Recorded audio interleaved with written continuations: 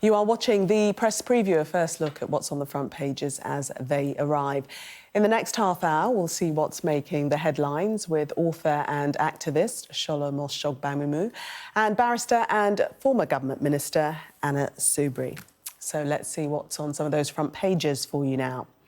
Well, Prime Minister Rishi Sunak is being urged to speak out in The Guardian as the row into Islamophobia in his party deepens after comments made by MP Lee Anderson.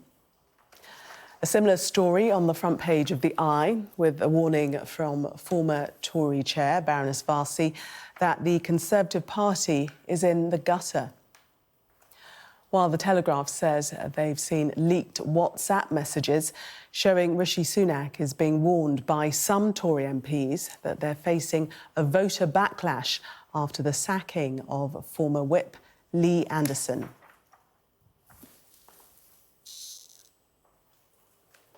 Let's take you to the Daily Mail. And young people are increasingly blaming mental health problems for being jobless. It's according to a stark report which warns that it features on the front of the newspaper. On the front page of the Daily Express, claims of an extra 250,000 migrants would come into the country every year under Labour. That's according to a report. The Metro has coverage of what's being called the drink spiking epidemic. Last year, there were nearly 7,000 incidents reported to police, but that's thought to be just a fraction of cases. And the upcoming Leap Day this week, February the 29th, is going to be wet, wet, wet, according to the Daily Star, making it the rainiest February in 258 years. The Sun has revealed that Premier League star David Raya has vowed to keep his now banned XL bully dog to guard him after a string of famous footballers have had their homes raided. And a reminder that by scanning the QR code you'll see on screen during the programme, you can check out the front pages of tomorrow's newspapers while you watch us. And we're joined tonight by Shola Mos-Shogbamimu and Anna Soubry. Welcome to you both. Let's start with the front page of the Metro. And this, the story of Lee Anderson and his comments on the London mayor and the response that we've heard from the Oliver Dowden, who has not gone as far as saying that Lee Anderson is racist, although he says that the comments were wrong. Anna?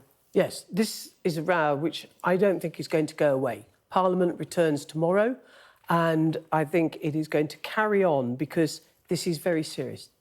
I saw, obviously, Oliver Dowden's interview. I know that Trevor Phillips also interviewed him today, and in it he's used what, as we go through the papers, we will see that Sayeeda Varsi, who is a former chair of the Conservative Party. She's now Baroness Varsi in the House of Lords. She is not letting this drop. By the way, she happens to be a Muslim. And Lee Anderson, I'm not going to repeat what I thought was appalling, and it was racist. It was his Islamophobic language that he used to describe Sadiq Khan. Deeply offensive and clearly racist and Islamophobic. And yet, the Conservative Party at the very top just will not come out and say that. And I find that quite extraordinary. Although he has been suspended. Well, he's had the whip removed, and that is serious, Julian, and is not to be sniffed at, because it means that come the general election, unless he's had the whip back, he can't stand as a Conservative MP. So it's serious. In effect, he's losing his job unless he stands, no doubt loses, in Ashfield. So it is a serious move that he's lost the whip, because he now has to sit as an independent. So, yes, but what's really astonishing, if you read what was there in the Metro, is that what Oliver Dowden, who's the Deputy Prime Minister of our country, has said is that if he just apologised, if he'd said sorry, he wouldn't have lost the whip. This is a party, and it's my old party. It's not easy for me to say these things because I cannot believe the state the Conservative Party has got itself into, where it cannot see this and call it out for what it is. It's appalling. Shola, the fact that he's had the whip removed, isn't that indicative of the fact how seriously the Conservatives are taking this? No, I think two things must be done here. First of all, I just want to point out what a political coward Oliver Dowden is. You're absolutely right. This is the Deputy Prime Minister of this country who can't call Islamophobia what it is and who refuses to recognize something that is racist as racist. What they're sending us is a very clear message that there is double standards when it comes to different expressions of hate. How do you say that if you had just said sorry? If he had just said sorry, if this had been anti-Semitism, no amount of sorry would have sufficed. So it sends a different message when we hear words like, well, no, it was absolutely out of order, but we will not call it racism. We will not call it Islamophobia. And by taking the whip away from him, because they failed to call it by its given name, and they've taken the whip, it's because they're telling us that they're responding to the pressure, the public pressure that this is wrong and you are not addressing it, you're not addressing it quickly enough. And I think that is deeply problematic. And something else that, Anna, you pointed out, I need people to understand that Islamophobia and racism are two distinct expressions of hate. They coexist, they intersect, they're not the same thing. And here you have a perfect example. When Lee Anderson made his comments about Islamist extremists having a hold over Sadiq Khan, he's clearly making this about Islamophobia, right? And that is a clear case there. And each time they make this Islamophobic comments, they're not talking about white Muslims. They're talking about black and brown Muslims, which is where the racism comes in, which is why it is important to address things like this very clearly, that what we are seeing here is a case of Islamophobia and racism, not lumping both together. They're two Well, I think distinct Islamophobia actually is racism. I think that this but in any event, what was also in the Metro piece are the comments of Robert Buckland, because you talked about the public, but actually Robert Buckland, Sir Robert Buckland, who's a former Justice Secretary, what he said the Lee Anderson's remarks had been repugnant and racist. And what's really happening, I think, is that within the Conservative Party, moderate, sensible Conservatives, some of them still exist, they have also said to the whips and to Sunak, enough is enough. Well, you see, this is but where they still won't come out and call Let's it. move to the front of the eye. And Anna, you mentioned previously Baroness Varsi and her take on all of this. Exactly. And so Sayeeda Varsi has, and I worked with Sayeeda Varsi because when I was an MP, She's a good one. She's a wonderful, brave, correct, wonderful woman, hugely principled. And we had the all-party parliamentary group for British Muslims, which I co-chaired with Wes Streeting. And Sayeeda was the big driving force in that. What a remarkable woman she is. And what she is saying, as a Conservative peer, is that the Conservative Party is in the gutter over racism. And she's clearly not going to leave the party. She's going to stay and fight for this. She has been calling for years for a proper inquiry into Islamophobia in the Conservative Party, and she battles on, and she should be absolutely hailed as a hero for doing all of that. I think she does a great job of raising it. But again, this takes me to my point about the way that we tend to use expressions of hate, one replacing the other. The racism point is valid. Islamophobia is absolutely valid. But we really need to stop using one over the other. We should be calling them both as they are. It's both Islamophobic and racist. Because the problem with not doing that is that you end up ignoring the intersecting injustices that people are experiencing. If you just look at a black or brown Muslim and go, oh yeah, that's just Islamophobia, you fail to see the racism that they experience. And that is what I have an issue with. Language I know matters. That, but when we did the definition, and I've written it down, because I remember this bit, because I think I wrote this bit, is that Islamophobia is rooted in racism. And it's a type of racism that targets expressions of Muslimness, and I know that's a clunky word, or perceived Muslimness, because we thought really long and hard. It took 2 years going around listening and talking to people to come up with that definition. Its roots are in racism. And just because people think that if you're Muslim, you can't be part of a race, and actually there's a huge body of work now that has broadened the definition of racism to include, for example, people who are Muslims. Let's just move to The Guardian on this. The point being made here that Rishi Sunak should now break his silence and speak about this specifically, Shola. what is taking him so long? Why is it difficult for a prime minister to make it very clear that Islamophobia in his party must be dealt with very swiftly? Again, if this had been anti-Semitism, the whole reaction would have been incredibly different. And the reason why it is not is because Islamophobia targets black and brown Muslims. Of course, they're white Muslims, but you know that Islamophobia is about black and brown Muslims, not about white Muslims. And this is the problem right here. But Islamophobia is a term regards all Muslims, though, doesn't it? But it's targeted at black and brown Muslims. Honestly, it's not. Listen, I think that is huge part of it. I'm not saying white Muslims don't experience Islamophobia. That's not what I'm talking about. I'm saying that here, in this example, and in many cases that we have in this country, Islamophobia is targeted against black and brown Muslims. But I think there is, and that's the experience. Very serious problem in our country of people just saying you're a Muslim and they don't respect the faith, they don't understand it, they're not interested, and there is a terrible prejudice about Muslim. And that is what certainly concerns me. And I'm appalled that our Prime Minister hasn't come out and called this for what it is. He's got to do that. If he doesn't, then what will happen in the next general election will be even more catastrophic than I think it will be in any event. We have run out of time, but just to make clear that point that Islamophobia does affect white Muslims. That's what I'm saying. I'm sure people will I'm saying that it targets on black and brown Muslims more in this country. That's I don't discriminate between the two. All right, we'll leave it there. Sorry.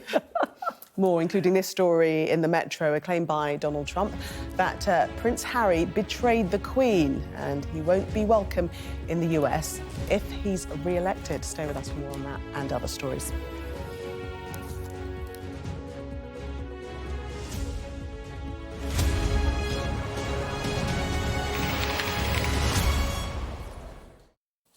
Welcome back. You are watching the press preview. Still with me, author and activist Shola Mos-Shogbamimu and barrister and former government minister Anna Soubry. Let's take a look at the Guardian front page. Very distressing figures. Gaza deaths set to pass 30,000 this coming as Israel is allegedly preparing for the Rafah assault. Anna. Yes. So, and actually I find it surprising that the figures, I was going to say as low as that.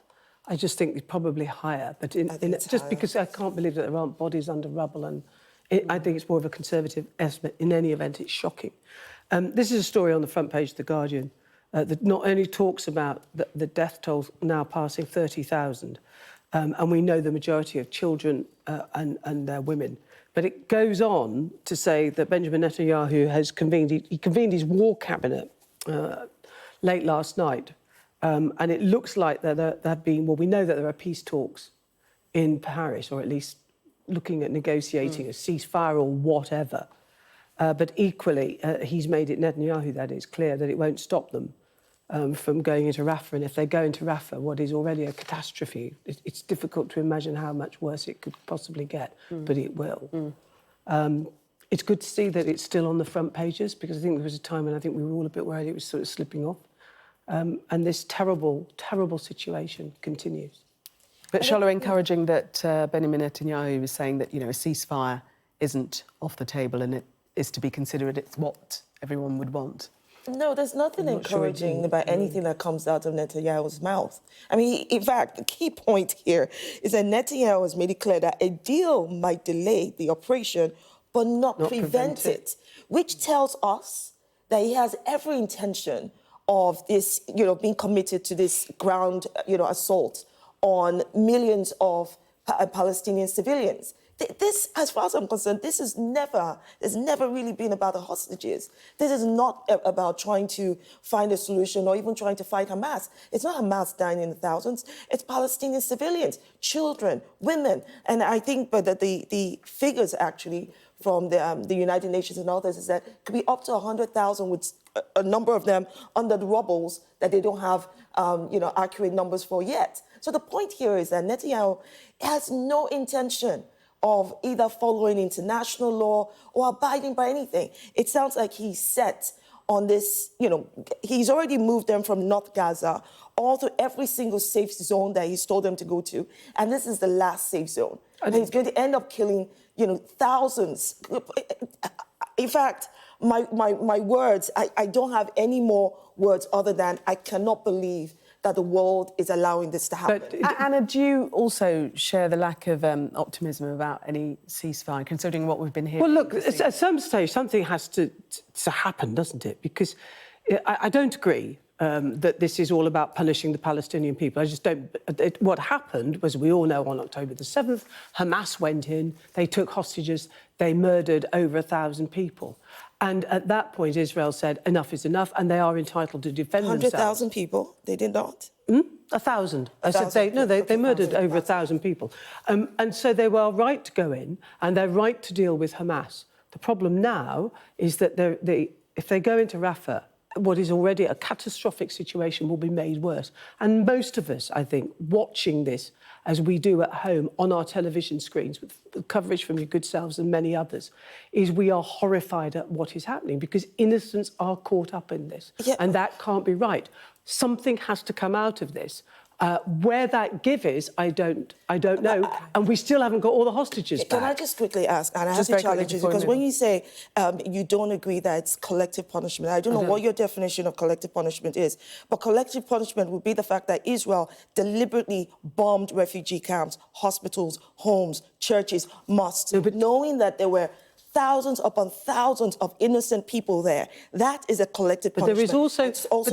There are also hundreds of Hamas fighters who for decades have been, or not decades, but for many years, firing rockets into Israel with the intention of destroying the Israeli state and killing all Jews. Never forget what Hamas terrorists were in Tel Aviv. Would you be happy for Israel to bomb the city? We are going to have to leave it. Obviously, we could go on and discuss this further, but just to obviously get the facts correct, Hamas using civilians to hide behind as well is what we must put into play. The fact that Israel uses but two wrongs don't make I said we were going to stop and I continue the discussion. We're running out of time. I just want to get in because we trailed it, and this is Donald Trump on Harry. We can agree on this.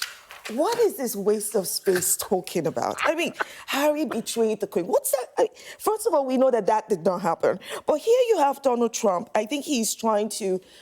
he's definitely targeting those who hate Harry and Meghan. And he goes on about, well, Harry's not going to have an easy ride once I become president. And that he will be on his own with his current visa wrangle. What is he on about? And says, these are his words. He goes, I wouldn't protect him. He betrayed the Queen. That's unforgivable. He would be on his own. But Harry's shaking in his boots. Totally. You agree on that? Oh, yeah. 10 seconds on the weather. Look, I know we all have a laugh at the start, but seriously, they're making a serious point on their front page, wet, wet, wet. I say it with some passion because in the East Midlands, we have had the most extraordinary amounts of rainfall. Big damage for farmers, as well as the inconvenience. You hear the music. Climate change. Thank you very much.